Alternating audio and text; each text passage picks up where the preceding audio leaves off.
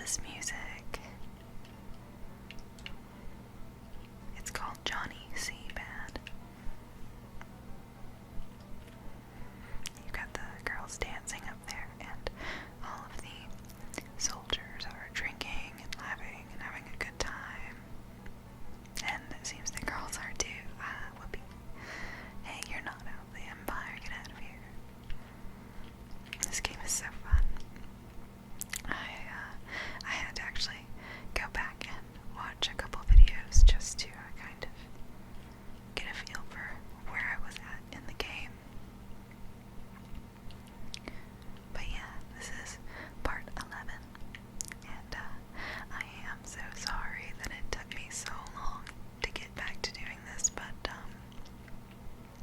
I've been thinking a lot about how I want to structure my channel, and I don't want to give it too much structure because I don't want to I don't want it to cause like stress and anxiety if I can't keep to the structure that I set. But at the same time, I do really like the idea of having an upload schedule. Like perhaps 3 days out of the week I have a scheduled video, but all the rest of the days of the week could be something random. And I hope that y'all don't mind that I'm discussing these sorts of things as I go through these towns. See, this one I think is Albrook, yes. Because these towns they're here to give you an idea of what the culture on this continent is like. What the culture of the Empire's generals is like.